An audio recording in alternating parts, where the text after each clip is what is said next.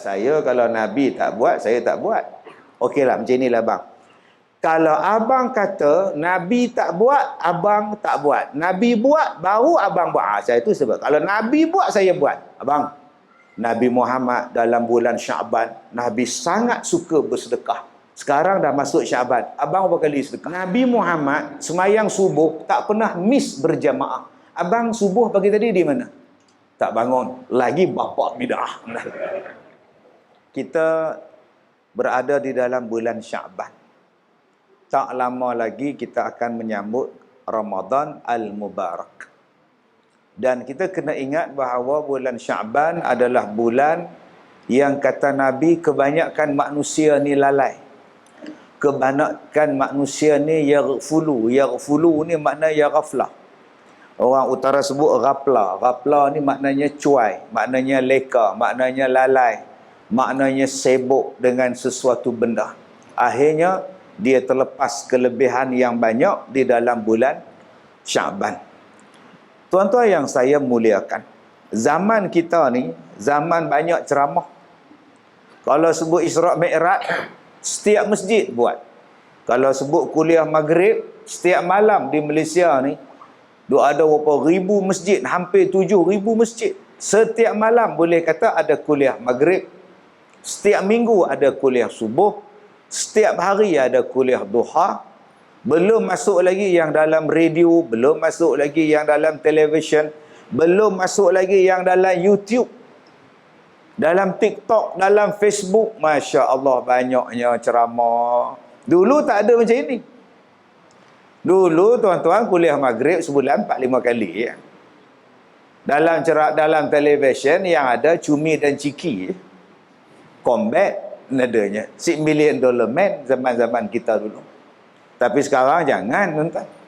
Ceramah punyalah banyak. Tetapi dulu-dulu tak banyak kuliah, tak banyak ustazah.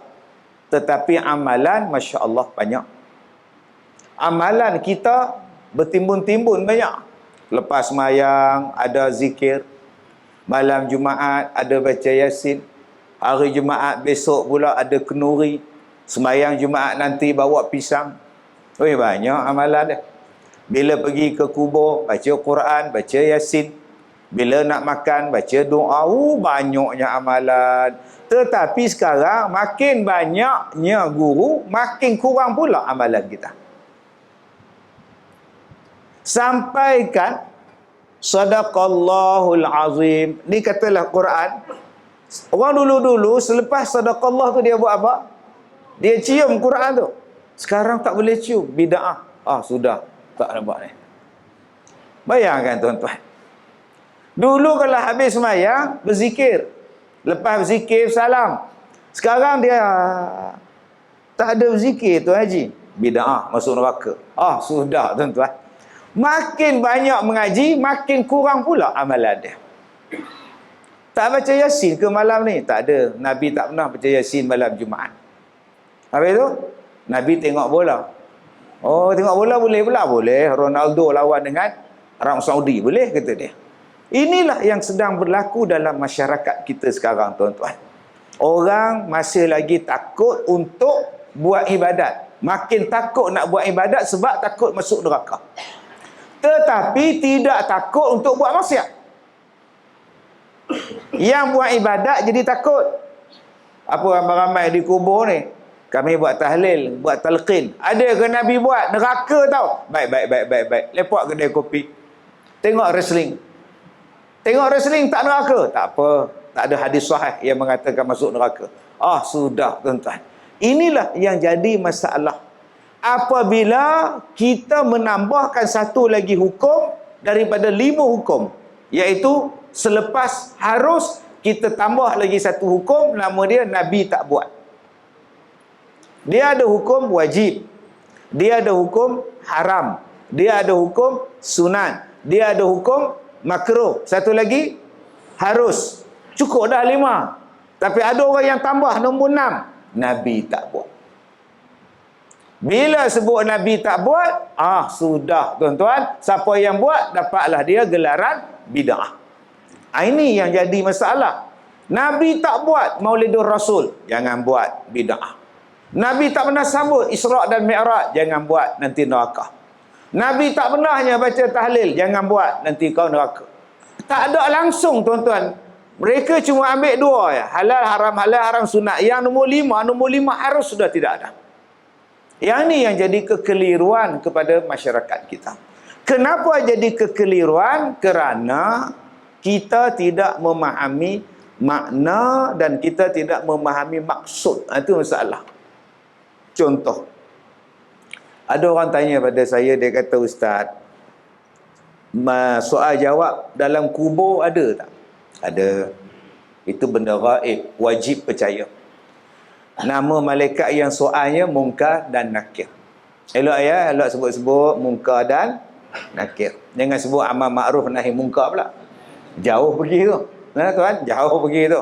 Sebab dulu saya pernah ada satu orang resmikan ceramah saya. Dia seronoklah resmikan ceramah. Dia kata ini sebuah program yang bagus. Amar ma'ruf, munkar nakir. Nah, sudah tuan-tuan. Wah, punya amar ma'ruf, munkar nakir ni. Jadi dia kata, Ustaz,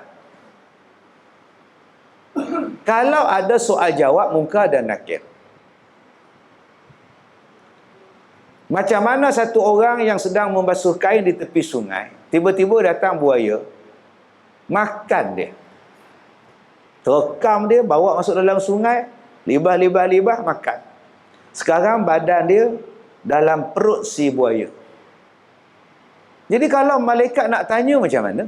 Marabbuka. Buatnya hamba Allah tu tak boleh jawab, tak terkejut beruk buaya tu. Apa perut aku ni? Dia membayangkan begitu. Macam mana Ustaz? Orang yang macam itu. Ataupun orang yang duduk di dalam laut. Dia mati di atas kapal, orang baru je sebut.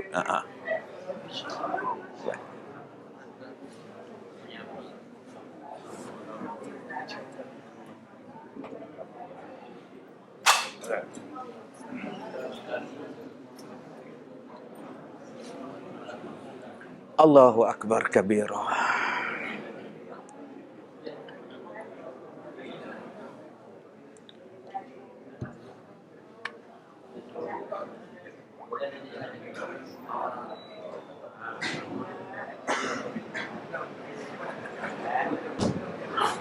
Alhamdulillah. Kita tadi bila dah cerah macam ni, alhamdulillah. Tempat orang perempuan je gelap. Tadi kan mula-mula kita cerah tadi, alhamdulillah ada balik. Tetapi ada orang yang mula-mula gelap tadi, pom, alhamdulillah boleh balik. Tapi orang bukan orang sini lah, di Afrika ni entah. Baik, dia kata kalau dah duduk dalam perut buaya, macam mana malaikat nak soal? Saya kata, kalau abang ragu-ragu dengan soal munkar nakir, abang mintalah abang dimakan buaya. Kemudian abang bagi tahu kita orang lah, ada ke tidak malaikat munkar nakir. Dia membayangkan kehidupan kita ni sama dengan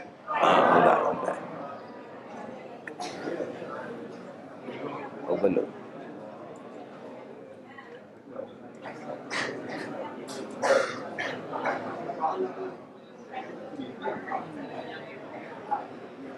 Baik.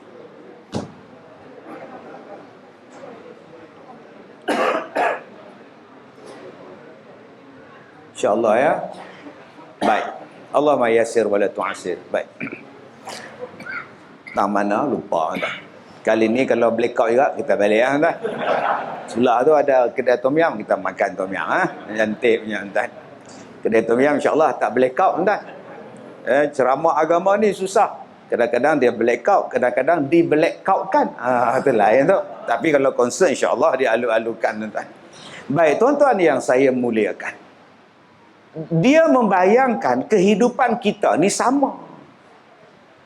Manusia di alam dunia ni lain. Manusia yang dah mati nama dia barzakh. Barzakhun, alam barzakh. Akak-akak yang sedang pregnant tu, anak yang dalam perut tu, itu bukan alam dunia, dia alam rahim.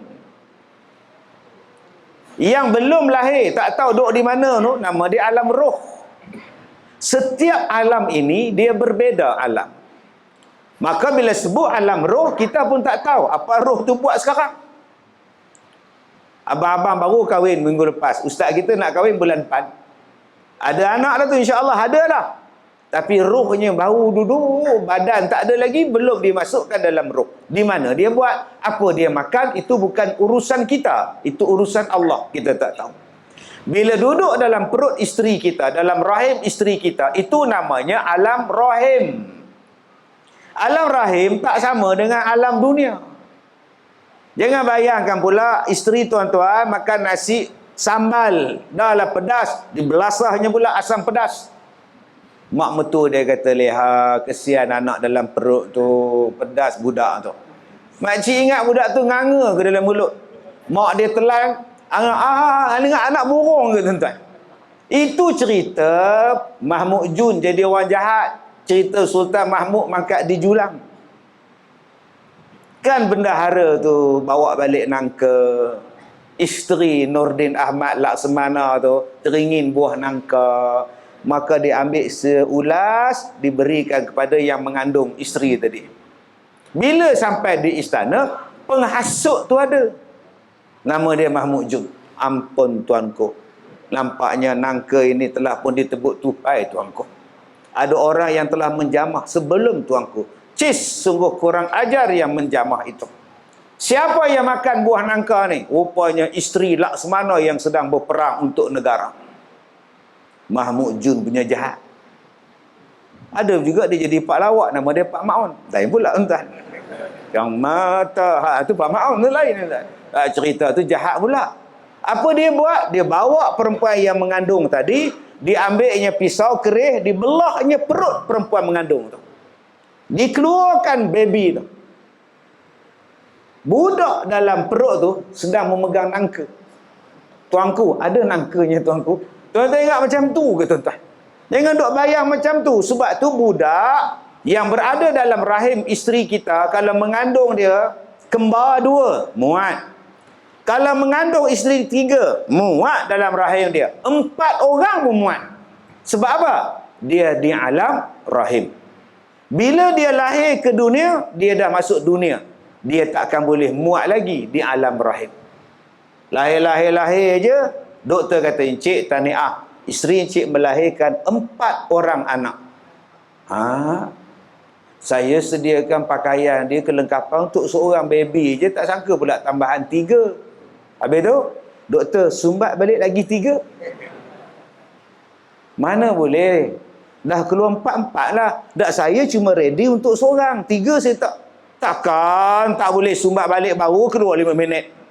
Tak boleh dah. Sebab tadi alam rahim. Yang ini alam dunia. Bila alam dunia tuan-tuan, cuba kita nampak duduk rapat-rapat ni.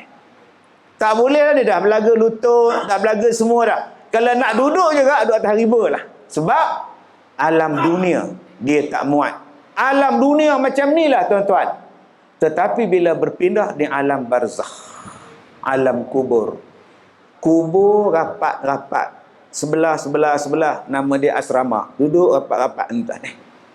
Kita belajar orang yang baik, kubur dia akan diluaskan 70 hasta.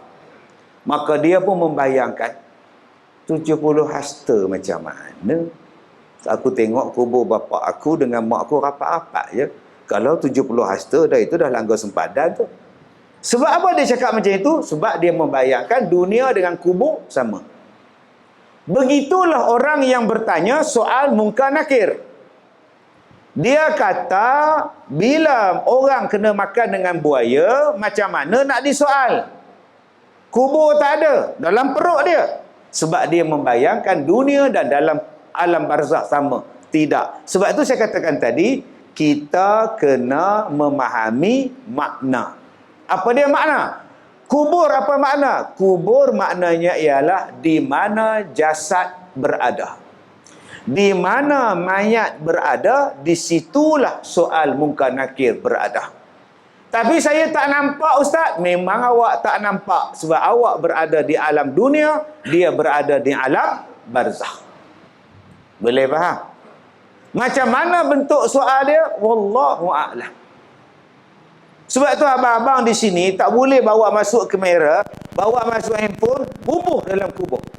Kemudian sambung pula waya-waya tu duduk di rumah. Tengok mayat ayah kena soal. Mak, malaikat dah datang, mak. Tobat lahum tak nampak tuan-tuan. Walaupun dalam kubur sekalipun. Sebab tu tuan-tuan yang saya muliakan. Kalau tuan-tuan melawat mayat Fir'aun. Di Mesir Fir'aun. Fir'aun ni Kak Leha, jahat Kak Leha. Isteri dia sendiri dia bunuh. Punya jahat. Ana rabbukumul a'la, aku Tuhan paling tinggi, kata Fir'aun. Masya Allah, jahat sungguh.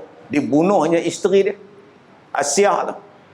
Sebab tu akak-akak, suami akak belum tahap bunuh akak lagi, kira okey. Suami akak tu baru nama on je. Yang tu Fir'aun tu lagi jahat. Saya bila masuk mula-mula dulu, lama dulu, tak berapa puluh tahun dulu, saya pergi melawat muzium Tahirah. Masuk dia 100 pound. Yuran nak masuk tu 100 pound. Wow. Itu namanya usin lempoyang. Anda faham? Tak faham sudah. Dengan syarat handphone kena simpan.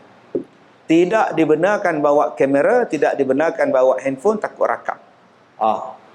Aku nak rakam Fir'aun ni. Aduh, polis ni pula spot check pula.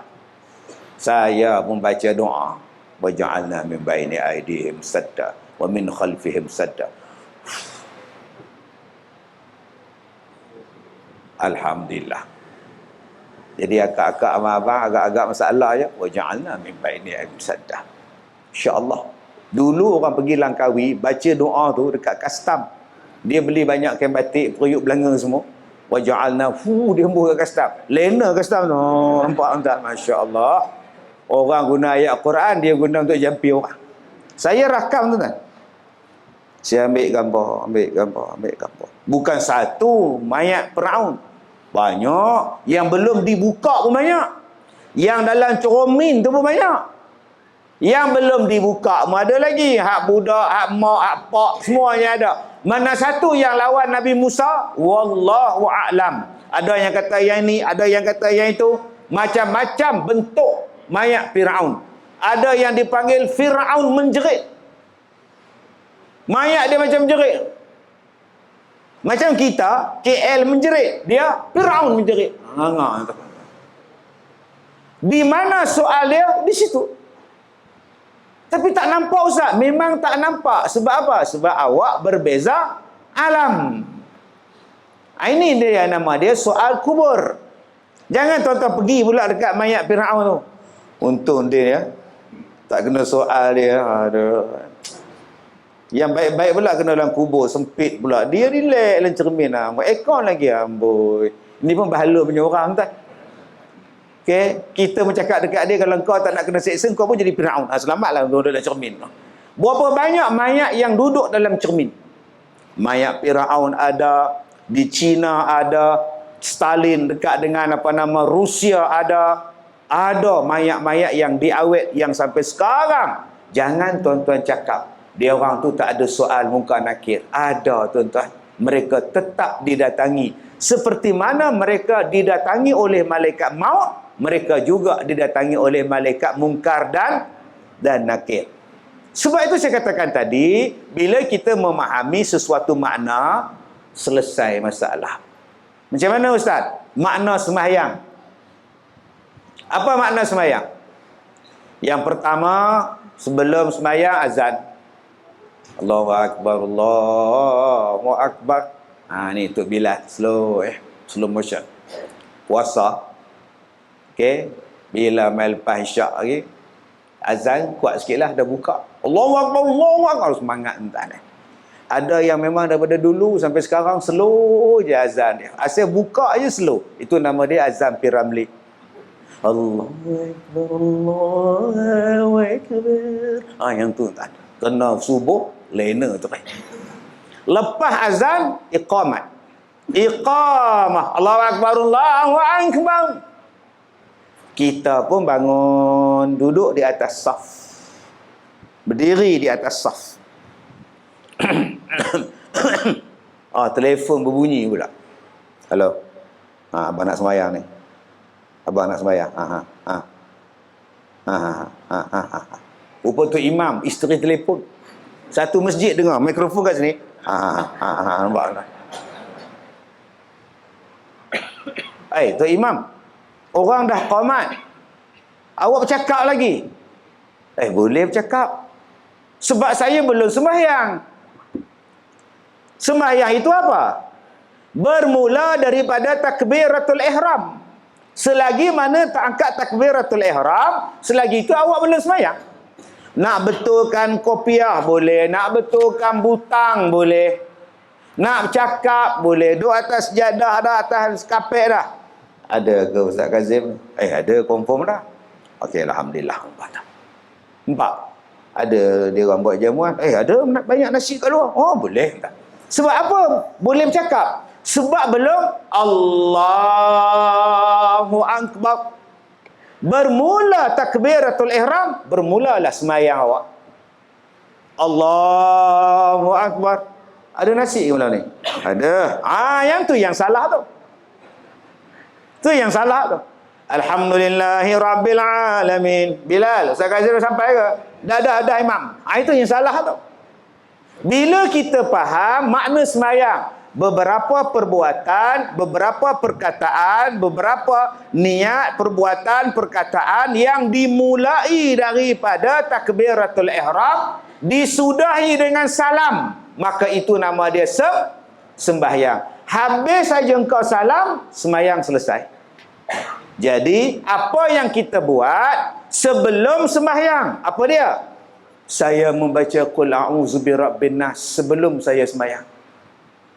Qul a'udzu birabbin nas, malikin nas, ilahin nas, min syarril waswasil khannas, allazi yuwaswisu fi sudurin nas, minal jinnati wan nas. Usolli.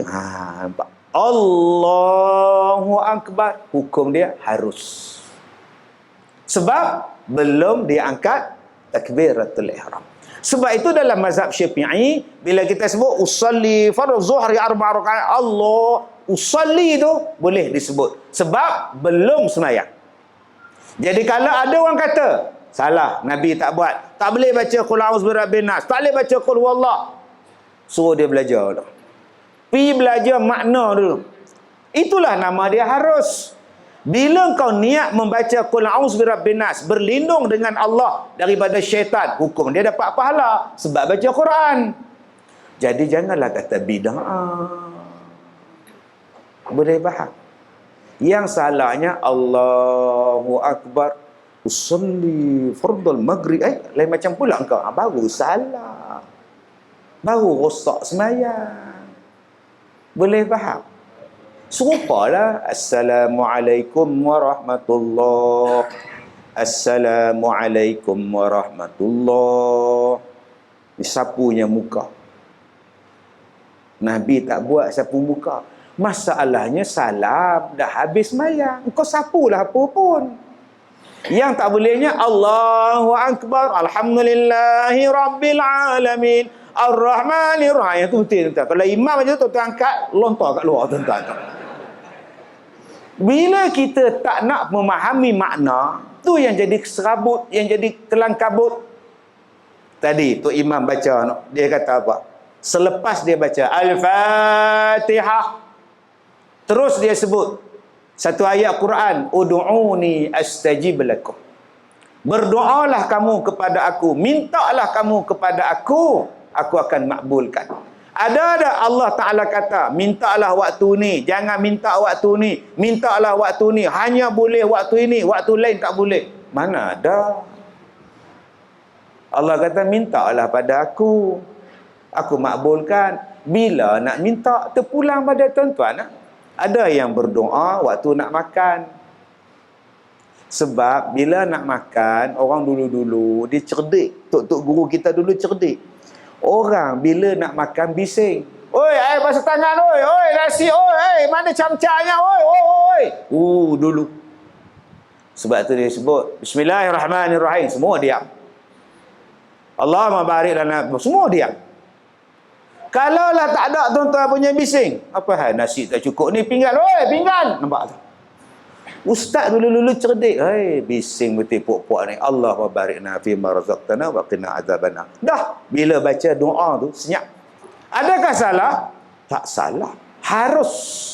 Tapi hari ni baca doa makan pun jadi salah. Inilah yang jadi pada kita hari ni.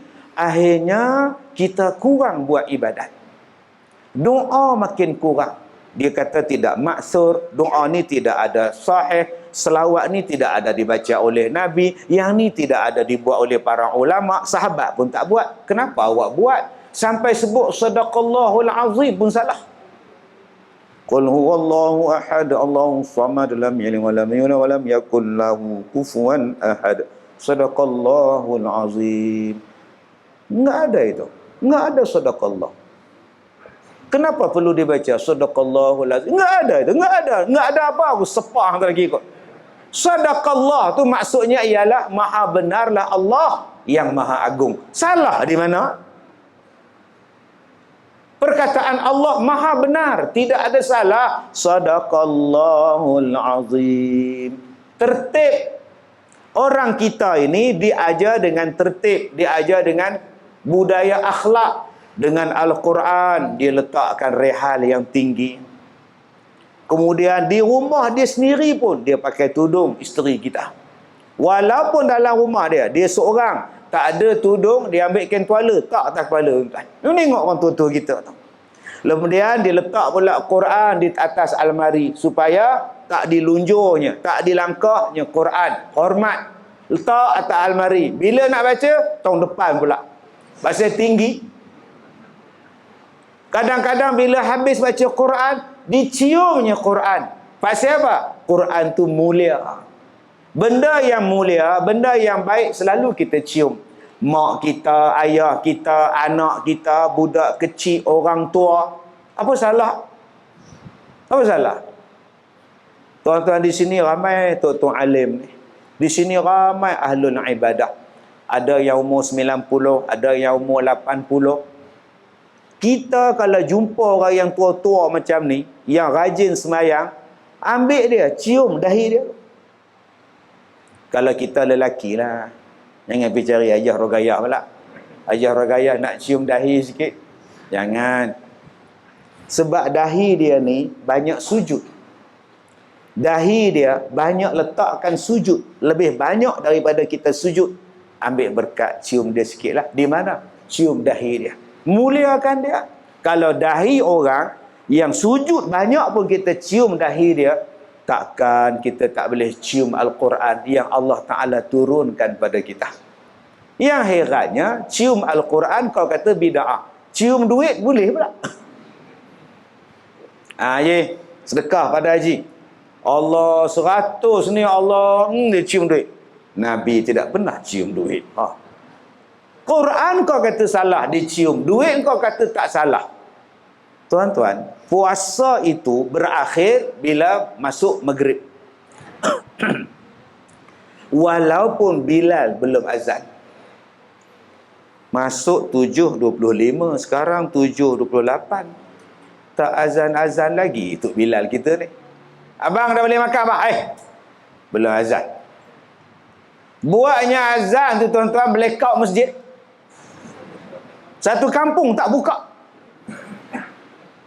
Selagi belum masuk waktu, walaupun dia azan, belum boleh buka puasa. Allahu Akbar, Allahu Akbar. 7.10 hari ni. Awal pula abang, rezeki Allah. Buka, ada azan tu. Itu nama dia Bilal mabuk. Dia tidur petang, dia mamai tuan-tuan. Datang masjid dia bang. Habis satu kampung kena qada pula tuan-tuan. Sebab itu, kita buka puasa bukan dengan azan je. Tengok jam betul-betul. Tambah tuan-tuan ni, alhamdulillah, duduk di Melaka ni, satu zon je Melaka ni. Buka radio Melaka FM, clear lah. Kadang-kadang radio pun silap. Tu berlaku di Sabah tahun lepas. Satu negeri kena buka tuan-tuan ni. Kena puasa lain. DJ tertekan pula. Sekarang masuklah waktu maghrib. Allah Melaka suntu. Begini makan tuan-tuan.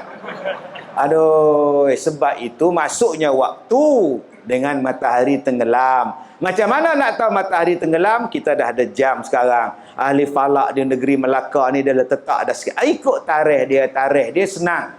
Sebab ada orang tak faham. Sebab dia tak faham makna. Dia telefon saya pukul 9 malam. Ustaz, ya. Saya dekat highway ni. Okey. Saya puasa lagi Ustaz. Dah pukul 9 bang. Boleh makan dah tak puasa dah. Tak puasa dah. Saya puasa lagi Ustaz. Tak makan apa lagi ni. Kenapa? Kereta rosak. Apa pun tak makan Ustaz. Kira puasa lagi lah bang. Yang buka puasa waktu isyak Syiah bang. Abang bukan Syiah bang. Dah Ustaz faham tak? Saya kira puasa lagi ni. Sebab apa? Tak makan.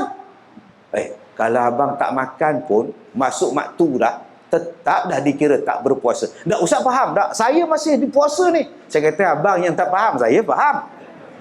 Oh susah tuan-tuan nak bagi faham orang. Dia kata selagi dia tak muntah ke darah, selagi itu dah dia puasa. Tuan-tuan, habis tu kalau apa tanda yang menandakan saya berbuka? Tak ada tanda. Asal masuk waktu, walaupun abang tak makan, abang dah dikira tak berpuasa. Dah habis dah. Dah apa tanda yang saya nak kata nak tanda tak ada lah.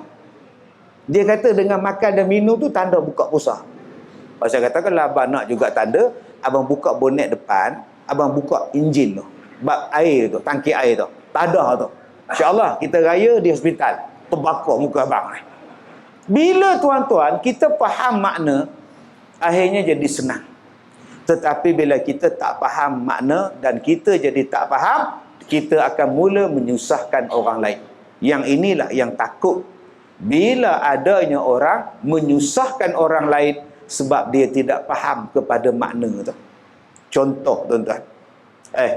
Engkau sembahyang subuh. Ya. Pasal apa engkau baca kunut? Kami mazhab Syafi'i berpegang sunat baca kunut pada waktu subuh. Nabi tak buat. Engkau baca hadis yang Nabi tak buat. Sebab engkau baca satu hadis yang menceritakan sahabat ni kata Nabi tak buat. Tapi kenapa engkau tak baca? Ada hadis lain yang mengatakan bahawa Nabi Muhammad buat. Walaupun sekali dia buat, kita boleh buat pun salah.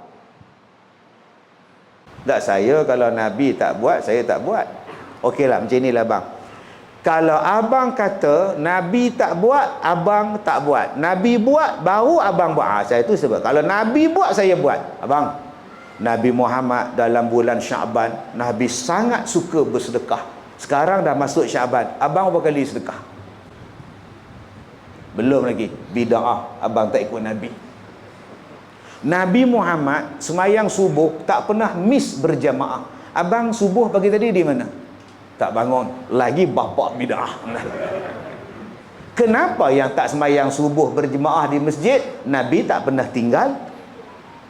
Nabi tak semayang subuh di rumah. Nabi sakit pun, Nabi dipapah jadi imam semayang masjid di subuh di masjid. Abang balik tengok bola ya. Tak semayang subuh, lewat subuh pukul 7 baru semayang subuh. Tiba-tiba abang kata saya nak ikut Nabi. Kepala otak hang. Kalau betul nak ikut Nabi, mailah semayang subuh.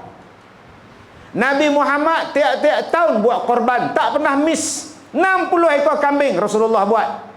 Abang last korban bila? 2000 punya lama tu tengok siling baru ingat 2008. Maknanya abang buat bid'ah. Tidak melakukan korban setiap tahun. Nabi Muhammad setiap tahun korban. Kenapa abang tak buat? Asyik mengata orang bid'ah. Bid'ah yang abang kata abang nak ikut Nabi, langsung tak nak ikut Nabi. Nabi Muhammad bila dia korban, dia sembelih kambing sendiri. Abang bila buat korban, siapa yang sembelih? Tok Imam. Bid'ah. Nabi tak pernah suruh Tok Imam. Inilah dia orang yang menjadikan kita hidup berpecah belah. Cubalah kita memahami bahawa Islam adalah agama yang mudah. Islam yang diajar oleh Nabi, dibawa oleh Nabi adalah agama yang mudah. Kau nak baca kunut, silakan. Kau tak nak baca kunut, silakan. Mudah. Dia sebenarnya ustaz, lagi mudah kalau kita tak sembahyang subuh. Elok. Itu mudah masuk neraka. Engkau mampu, engkau buat korban. Engkau tak mampu, tak payah buat korban. Kan simple. Simple. Nabi Muhammad buat haji sekali je. Engkau buat haji berapa kali? 4 kali. Bida'ah. Nabi tak pernah buat 4 kali. Jangan, ustaz takkan semai banyak kali pergi haji pun bida'ah. Habis tu kau kata subuh baca kunut bida'ah. Yang kau pergi haji 4 kali tu asal? Saya lah ustaz, saya mutawif. Mutawif tak mutawif? Mana ada Nabi mutawif zaman dulu? Jadi janganlah kita senang-senang membida'ahkan orang, mengkafirkan orang. Kau mampu kau pergi, kau tak mampu kau duduk di sini. Sebab ada orang yang tak mampu pergi haji. Ada orang yang kena tipu bila nak pergi haji. Satu kampung dia beritahu, nak pergi dah haji, minta maaf lah ya, kosong-kosong ya, nak pergi dah, besok berangkat pukul 8 pagi. Ya insyaAllah. Dia salam Rasul, oh ya insyaAllah. Satu kampung dia bersalam. Sampai KLIA clear.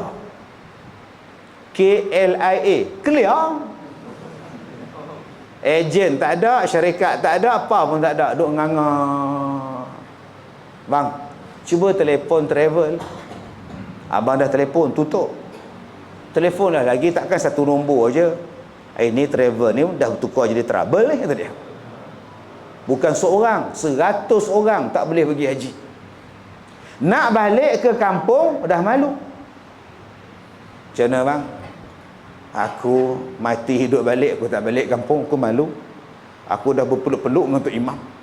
Nanti kalau aku balik, Tok Imam kata tak jadi pergi. Malu aku, kata dia. Isteri dia kata, abang, saya pun tak nak pergi bang. Orang salam seluk, orang hadir dekat saya 2,000 bang. Takkan nak pulang balik bang, malu bang, kata dia. Malu apa? Awak terhalang, awak ditipu, balik je lah. Tu duit yang 2,000 ni tak payahlah bagi balik. Dan yang mana dah bagi, jangan minta balik. Leha, saya bagi RM20, bawa balik. Kedekut betul tuan.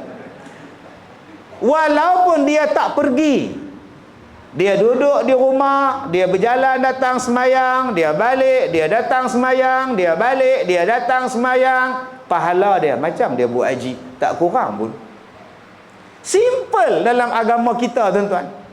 Yang bagi menyusahkan kita hari ini bukan orang-orang macam kita, orang yang ada ilmu yang menyusahkan kita sekarang ni. Dia balik, dia bagi pening kita tuan-tuan. Ni Ustaz Kazim ni ceramah ni. Orang lain pakai jubah, dia pakai baju merah. Apa hang kongsi pacai ke pakai? Lah, pakai baju merah pun salah orang tak ada. Bahaya hidup. Hidup kita simple. Simple. Sebab itu kadang-kadang dia jadi bergaduh. Dia tengok jubah Tok Imam labuh sampai ke buku lali. Dia laknat mana-mana yang labuh. Weh, habis tu saya pakai stokin je. Tuan-tuan pakai seluar. Ada sebab tu ada orang semayang, bila dia semayang dia lipat kaki seluar dia. Bila dah habis semayang, dia turunkan balik kaki seluar dia. Habis tu, waktu kau labuh tu macam mana? Sebab tu kita buka perbahasan ulama. Maksud mayyajurru rida'ahu ujuban. Tu lagu mana? Orang yang berjalan dalam keadaan ujub. Sebab tu Imam Syafi'i kata, orang yang semayang, kalau jubah dia labuh, tak apa. Sebab waktu dia semayang, dia tidak tak apa, saya tanya, saya jawab. Berjalan. Orang semayang, dia pakai jubah labuh. Imam Syafi'i kata, tak apa. Sebab apa? Sebab waktu semayang dia berjalan tak? Dia tak berjalan. Yang maksud hadis tu, kalau berjalan. Jadi kalau kau berjalan, kau jangan angkat jalan. Dah selesai masalah.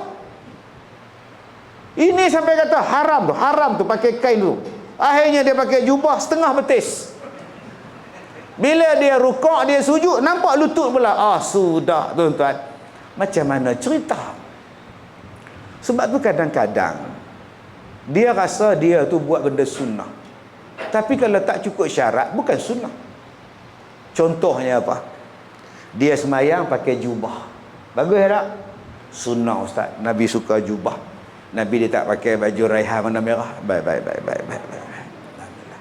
Saya semayang Ustaz, saya cakap terang-terang Ustaz, sejak saya balik pada umrah Ustaz, saya memang pakai jubah. Saya beli 8 lai Ustaz jubah. Oh bagus, alhamdulillah. Haji pakai jubah lah. Jubah lah. Kain pelekat pakai tak di dalam? Tak pakai lah. Dia jubah pun okey lah.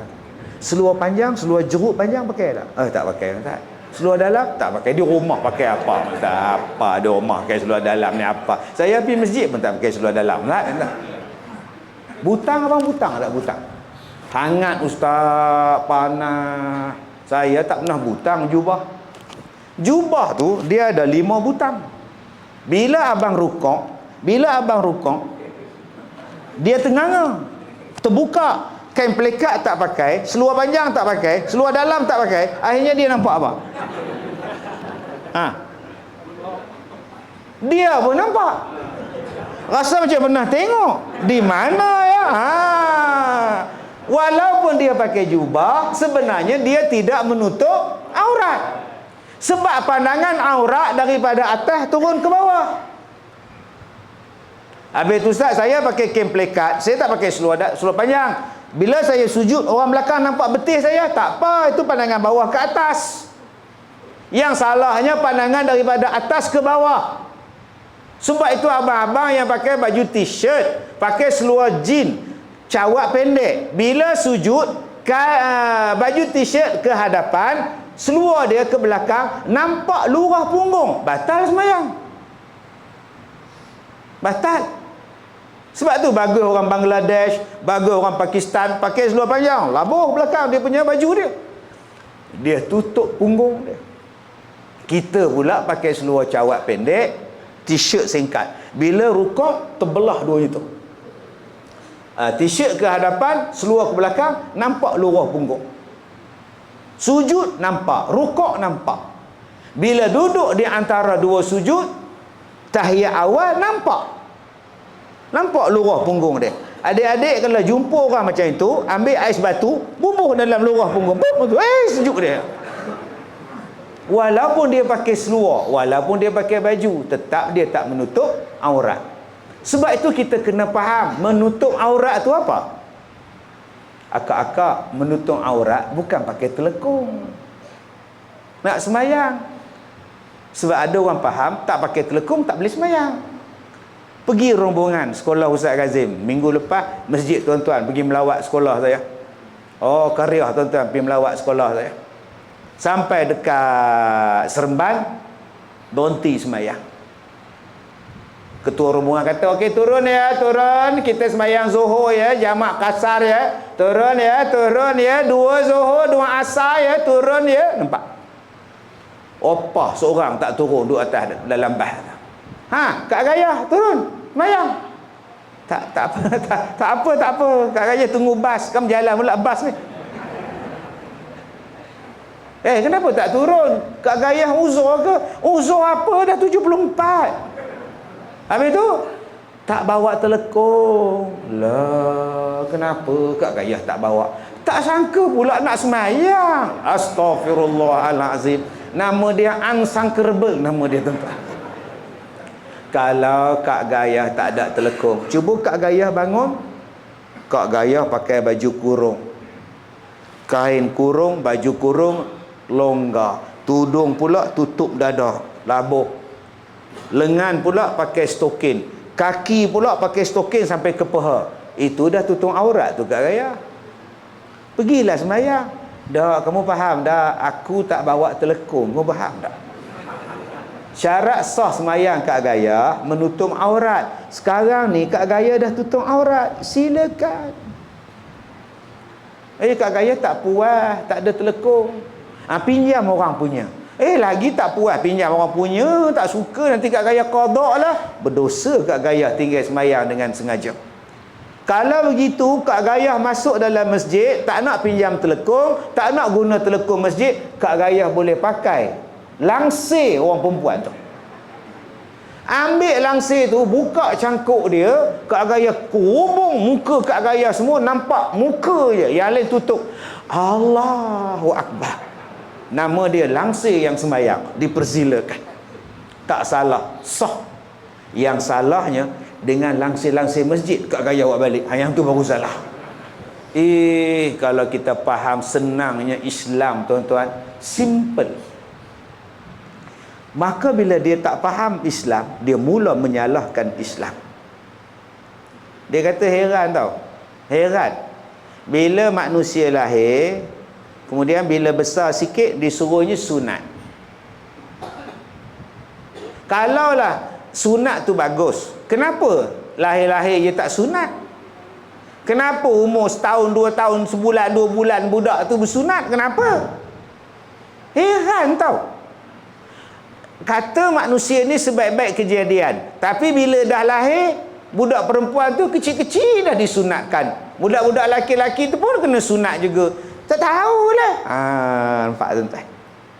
Nampak? Siap baca ayat Quran lagi. Laqad khalaqnal insana fi ahsani taqwim. Dia kata ustaz, diciptakan manusia sebaik-baik bentuk kejadian. Datang dia jumpa saya lepas sembahyang subuh, bapak dia. Saya jadi imam. Habis sembahyang saya nak naik motor nak balik rumah, dia tahan saya kat pagar. Ustaz, apa hukum bersunat bagi lelaki dan perempuan? Saya kata dalam mazhab kita wajib sunat. Sunat tu bersunat, tapi perbuatan dia wajib. Dia berkhatan nama dia. Okey. Kalau saya tak nak sunatkan anak perempuan saya, ustaz nak kata apa? Saya kata nak kata apa, bukan anak saya. Aku suka abang, bukan anak saya. Peduli apa saya pula. Saya heran ustaz.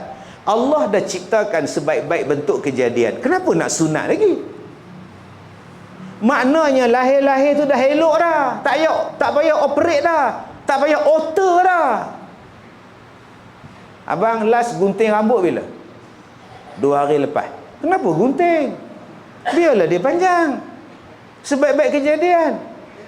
Last abang potong kuku bila? Saya setiap Jumaat saya potong. Jangan potong. Dia sebaik-baik kejadian. Abang last trim misai bila? Saya seminggu sekali saya trim lah. Tidak masuk dalam mulut. Jangan. Biar panjang macam memerang.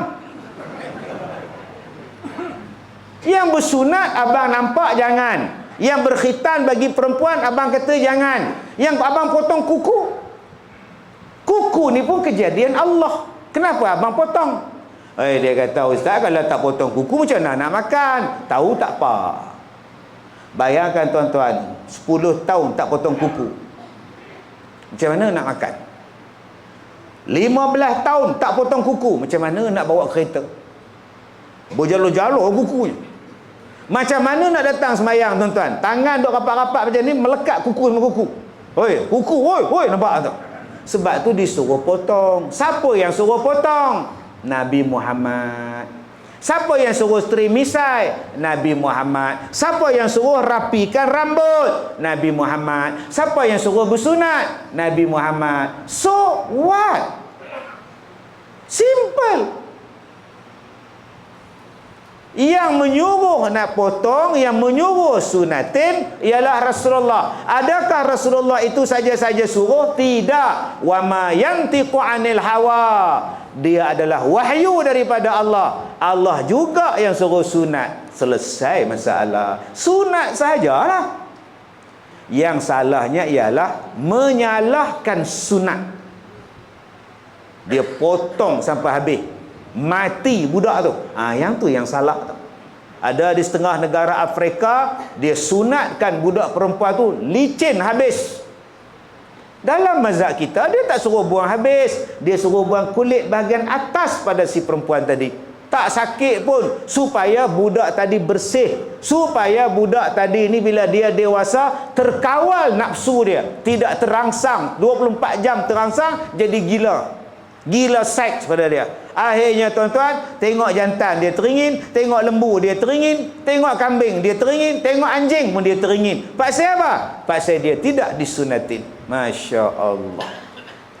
Sebab itu nikmat ni ada 2. Tuan-tuan, nikmat ni ada 2. Nikmat ni banyak lah, tapi kita besarkan dia dalam 2 keadaan. Pertama, nikmat mutlaqah, atau dalam bahasa kita nikmat mutlak. Satu lagi nikmat nama dia muqayyadah ataupun muqayyad nama dia. Baik, apa dia nikmat mutlak?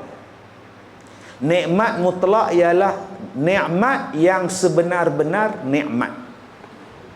Nikmat yang sebenar-benar nikmat.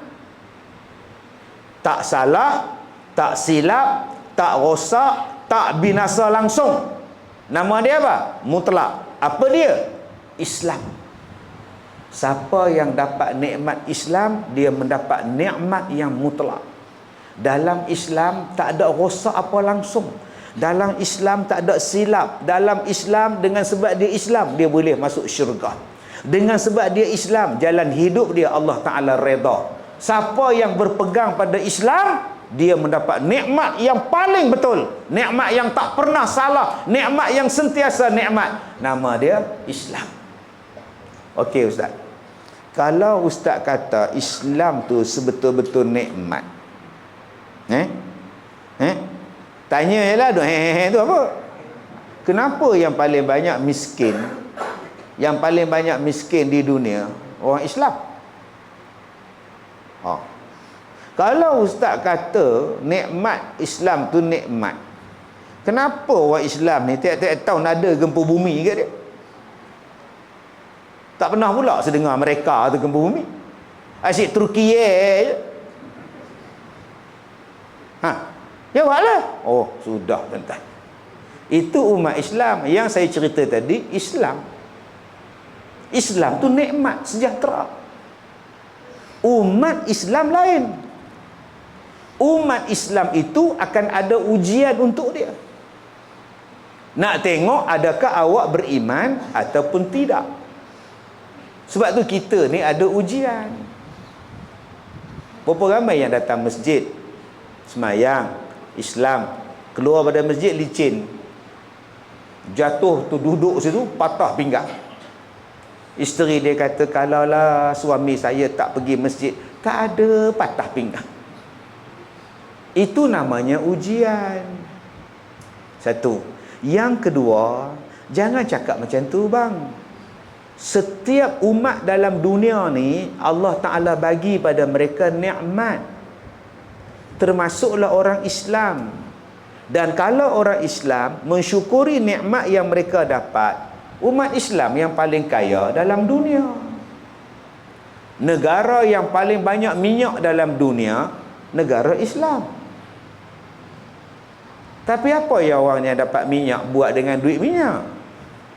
Dia buat bangunan, dia buat stadium, dia buat hiburan, dia beli syarikat bola sepak berbilion-bilion. Negara yang paling banyak berlian ialah negara Islam di Afrika. Tapi apa yang mereka buat dengan berlian? Mereka berebut kuasa. Akhirnya mereka membunuh. Jadi pelarian. Bukan salah Allah. Allah dah bagi terbaik lah. Allah Ta'ala bagi kepada orang Arab minyak yang begitu banyak. Apa yang mereka buat dengan minyak? Mereka membazir. Mereka hanya berseronok saja. Mereka tak tolong hak lain pun. Jadi jangan salahkan Allah kalau orang Islam tu miskin. Allah dah bekalkan pada kita semua dia. Termasuklah di Malaysia. Untuk orang Islam, Allah dah bagi dah satu negeri nama dia Tanah Melayu. Mana ada dalam dunia ni negara nama dia Tanah Melayu? Buka balik tuan-tuan. Tanah Melayu, Tanah Melayu, Tanah Melayu. Dalam sejarah, mari orang Melayu, dia tak suka nama negeri dia Tanah Melayu. Kita tukar nama lain. Salah siapa? Allah dah bagi macam-macam pada awak, tapi awak berpecah belah, awak bergaduh. Akhirnya, jadi jangan kita salahkan Allah. Islam tu baik, nikmat yang paling baik. Dengan sebab nikmat itu, awak dapat kesejahteraan di dunia dan di akhirat. Dua, nikmat mutlak yang kedua apa dia? Syurga. Ada orang datang jumpa saya, minta saya carikan jodoh. Umur 28, lelaki.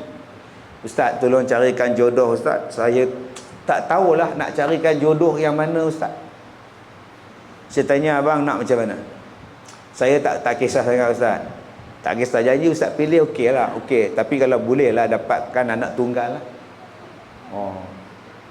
Lagi pun saya suka yang macam putih sikit, tinggi sikit. Oh.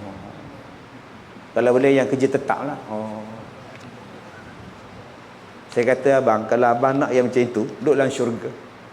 Nama dia bidadari. Komplit. Tak ada cacat celah.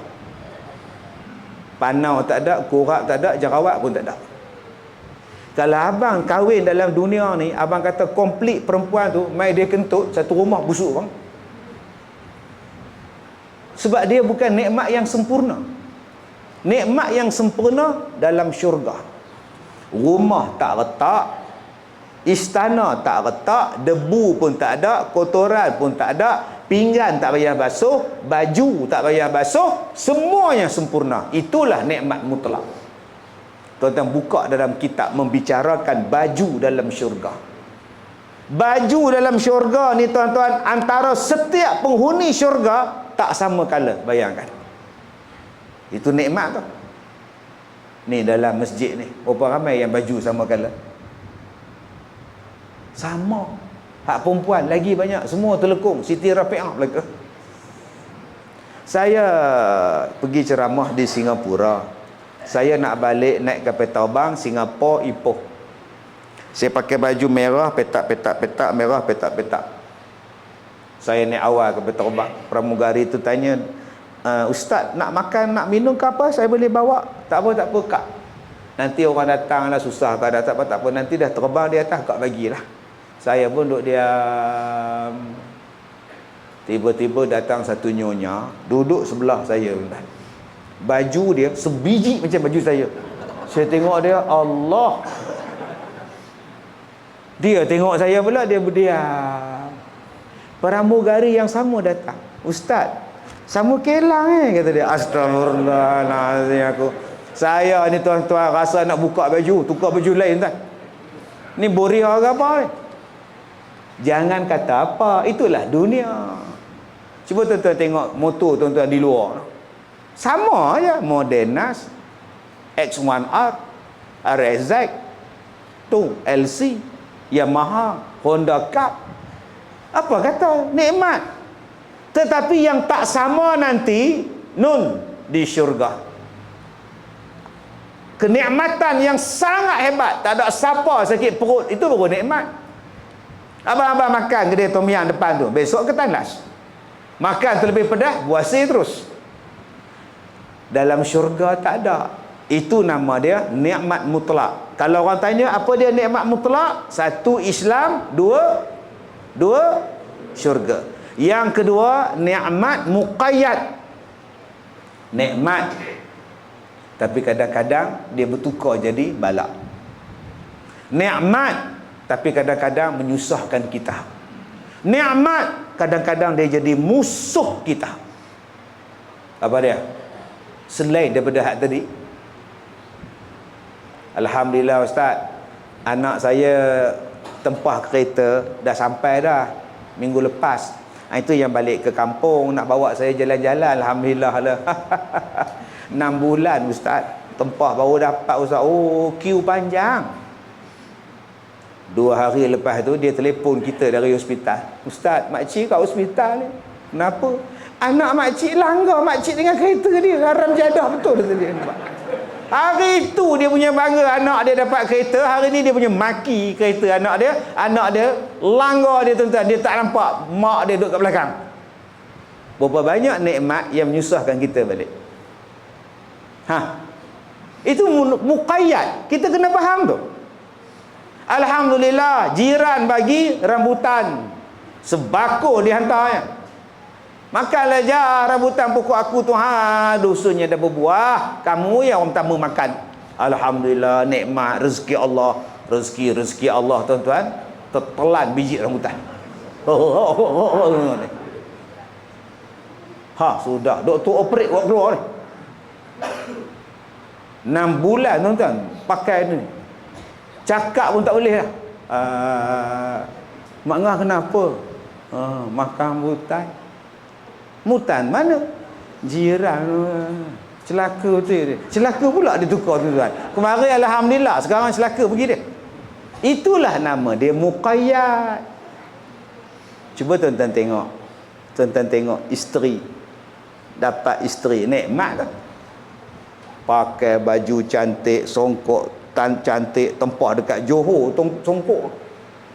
Baju cantik, butang besar gajah begini tak. Akad nikah. Lepas akad nikah, pergi sarung cincin dekat isteri. Batalkan air semayang, batalkan air semayang. Orang tua-tua dulu. Padahal mana ada air semayang pun. Ciumlah. Pap ambil gambar. Oi, banggalah. Nikmat. Habis kenuri makan pukul 2, berlari ke taman permainan sebab ada photoshoot. Kameraman 3-4 orang siap dengan lampu lagi begini nak ambil gambar ni. Dengan manjanya. Wah, mini love sambung. Itu yang mini love. Yang besar love begini sambung. Oh, nikmat. Cuba tunggu lagi sebulan. Allah Ta'ala sebut dalam Quran surah At-Taghabun ayat 14. Ya ayyuhallazina amanu inna min azwajikum wa auladikum aduwwan lakum fahzaruhum.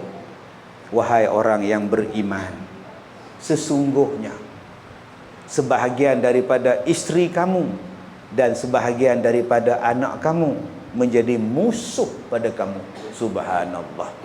Surah At-Taghabun ayat 14. Isteri yang kita kahwin, kita kata nikmat tu, rupa-rupanya musuh kita.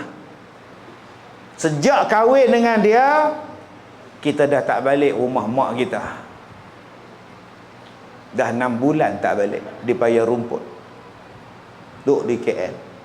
Asal nak balik, isteri larang. Asal isteri larang, nak balik. Abang nak ke mana pula? Balik kampung tengok mak. Tak payahlah abang, oi. Balik dah 6 bulan saya tak balik. Awak ni faham tak? Awak ada janji dengan saya kan? Nak tengok konsert Korea. Oppa. Sudah. Saya minat tak? Oppa. Oppa balik oppa hang kata. Tak pergi tuan-tuan. Oh, tak balik. Yang mak ni lah merajuk. Bawa beg, naik Grab, pergi stesen bas, daripada stesen bas pergi sekolah saya. Ustaz, makcik nak duduk sekolah ustaz. Makcik ada seorang je anak ustaz. Menantu makcik dah putuskan hubungan makcik dengan anak makcik. Ada di sekolah saya tuan-tuan. Tapi bukan orang Melaka lah. Allahu Akbar. Dulu dia yang meminang menantu tu. Dia yang sarung cincin waktu bertunang. Waktu bertunang makcik itulah duduk atas gambar, ambil atas pelamin dengan bakal menantu tu gini je. Sekarang dah jadi terbalik. Isteri jadi musuh pada suami. Suami menjadi musuh pada isteri. Hari itu bukan main romantik lagi. Sekarang tiap-tiap hari dia penampar isteri dia. Lambat masak penampar, masak terlebih tengking. Wah, ganasnya suami. Tu yang saya kata dulu datang jumpa saya ni tuan-tuan, lebam ni. Dia pakai spek mata isteri dia. Bila dia buka spek hitam, Masya Allah, macam mata panda sebelah. Hajat, ustaz tolonglah buat air penawar untuk suami, lembutkan hati. Dia pukul saya ustaz. Sejak bila pukul? Daripada awal kahwin sampai sekarang. Sepak, terajang, tolak ke dinding, semua dia buat. Saya dah tak sabar ustaz, saya tak tahan. Tak tahu lah ustaz. Kena ustaz yang kata, pergi pejabat agama minta cerai. Habis dah saya ambil. Ini ustaz kata tuan-tuan. Tak guna punya ustaz ni. Saya kata kat dia macam ni lah kak. Akak pergi ke hospital, buat surat doktor, check up, pergi balai polis, report. Bawa 2 report ni pergi ke pejabat agama, minta cerai, minta fasakh. Takkan kita kahwin nak tumbuk-tumbuk. Kita kahwin bukan masuk muatai, tomoy kak. Kita kahwin nak bahagia kak. Pergi minta cerai. Saya tak nak cerai ustaz. Jangan sebut cerai, saya tak nak ustaz. Kalau kak tak nak cerai, kak sabarlah. Ini ujian Allah, kak sabar. Kak tadah pula mata belah kiri ni. InsyaAllah dua-dua macam mata panda ni kak. Kak dah tak sabar Ustaz. Saya tak sabar Ustaz. Saya tak tahan lagi Ustaz. Kalau kak tak tahan, kak pergi minta cerai. Saya tak nak cerai. Kalau gitu kak sabar. Saya tak sabar Ustaz. Kalau saya hilang sabar macam mana? Entah. Oh ya Allah, daripada orang tak pernah pukul, dia dapat suami tiap-tiap hari dia kena pukul. Musuh dia. Anak jadi musuh kita. Allah sebut dalam Quran tu. Anak menghalang bapa nak buat ibadat. Anak menghalang mak nak buat ibadat. Berapa banyak mak pak diam bila anak buat maksiat. Mak pak tak berani tegur anak buat maksiat sebab takut lari daripada rumah. Bapa sembahyang subuh, anak tak sembahyang. Bapa pergi masjid, anak tak pergi masjid. Pasal apa tak tegur? Takut anak merajuk. Kenapa tak tegur? Takut anak hentikan allowance. Sebulan 500. Bila bapa dia tegur, anak tak balik dah, langsung allowance tak dapat. Isteri marah. Itulah mulut gatal. Tegur budak tu, tak sembahyang lah apalah. Sekarang dia tak kasih kita duit. Apa nak bayar Astro? Ikut cakap Ustaz Kazim sangat dia tu tak apalah. Bapak dia menung, silap tegur itu. Surah At-Taghabun ayat 14. Sebab tu tuan-tuan yang saya hormati, jom kita ikut Islam melalui Al-Quran dan hadis, melalui ulama yang membimbing kita. Sebab hari ni ada orang kata, saya nak ikut Quran dan hadis, saya nak balik pada Quran dan hadis, tetapi tidak melalui ulama. Habis tak? Macam mana awak nak faham Quran dan hadis tanpa tafsiran, bimbingan daripada ulama? Sebab tu kita dah ada ulama tauhid, kita dah ada ulama fiqh, kita ada ulama tasawuf. Ikut mereka ni tuan-tuan. Dan jangan tuan-tuan hari ni terpengaruh dengan pahaman, saya tak nak ikut mazhab, saya tak nak ikut mazhab. Zaman Nabi dulu tak ada mazhab. Salah tu tuan-tuan. Ulama-ulama mazhab itu pun mengikut Nabi. Mereka ikut Nabi. Kita ikut mereka bermakna kita mengikut Nabi sebab mereka faham, mereka ajar kita. Jangan jaga berhati-hati dengan fahaman. Baliklah pada Quran dan hadis tanpa rujuk pada ulama. Ni salah tuan-tuan. Nah, kena tanya mereka lebih faham. Saya buat satu contoh. Kita buka kitab fiqh.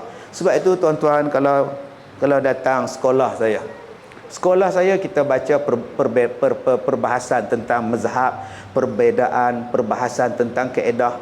Setiap hari perbahasan tu. Saya mengajar di sekolah saya tuan-tuan, sehari 2 kitab. Dalam sehari kita belajar 12 buah kitab. Cuma saya sekarang datang di sini tak adalah bawa kitab sebab nama ceramah. Kalau buat kitab tuan-tuan, mau 2 jam kuliah kita. Ni nama ceramah dah lah, blackout, kipas tak ada, panas hangat gila tuan-tuan. Ni saya nak habis dah. Nak berhenti ni, kesian mangah tu dah lah bertelekung berkipas nampak tuan-tuan. 2 jam perbahasan, semua orang ada kitab. Itu nama dia mengaji. Yang sekarang ni saya tak ada kitab, Pak Haji lagi tak ada kitab. Ni sebab nama dia mendengar ceramah. Tuan-tuan datang sekolah saya, ada meja satu, ada kursi satu, kitab tinggi tu. Buka perbahasan. Lawak-lawak tak ada, gelak-gelak tak ada. Sebab apa? Mengaji. Kalau ada pun sikit-sikit. Yang hak ceramah kita malam ni, kita kena gerak gurau sikit. Pak siapa? Lengah. Abang Haji kita ni daripada duduk bersila, duduk lunjur, sekarang dah sengit ke belakang tuan-tuan. Kalaulah saya serius, tak tahulah dia tuan-tuan. Sebab tu dalam ceramah kita macam ni kena juk sikit. Tak terasa yang mana gaut. Dah sejam dah saya ceramah. Tuan Haji terasa tak? Tak terasa. Sebab tak tetap cakap. Sebab tu tuan-tuan, tak terasa. Yang terasa saya. Buka perbezaan mazhab. Imam Hambali, kalau mazhab Hambali, kalau imam dia duduk sebab sakit, makmum semua kena duduk. Imam tu sakit, dia sembahyang duduk, makmum kena duduk. Imam Syafi'i, kalau imam duduk sakit, makmum diri. Sebab makmum sihat. Biarlah imam seorang. Dua-dua ni tak sama. Hai, seorang duduk, seorang macam mana ni? Dua-dua ni diperbuat oleh Nabi SAW. Satu hari Nabi sakit, Nabi sembahyang jadi imam, Nabi suruh kawan-kawan sahabat Nabi duduk. Satu hari di Madinah, Nabi sakit, Nabi duduk, Nabi suruh kawan-kawan sahabat dia bangun, dia duduk. Yang tu dipegang oleh Syafi'i, yang ni dipegang oleh Hambali. Sama-sama dia orang pegang hadis. Yang kita tolak Imam Syafi'i, tolak Imam Hambali, tolak Maliki tu pasal apa? Belajarlah tuan-tuan. Pergi tadah kitab.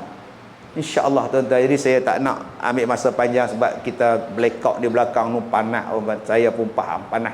Ya, insyaAllah kita lain kali kita sambung lagi. InsyaAllah kita sambung lagi pada hari Khamis nanti. Jangan lupa hari Khamis nanti kita sambung. Ya, jam 9 malam di rumah masing-masing. Forum perdana Ehwal Islam di TV1. Siaran secara langsung. Hari Khamis nanti insyaAllah. Saya minta maaf jika terkasar bahasa panas. Saya ambil masa sikit. Wallahu a'lam. Assalamualaikum warahmatullahi wabarakatuh.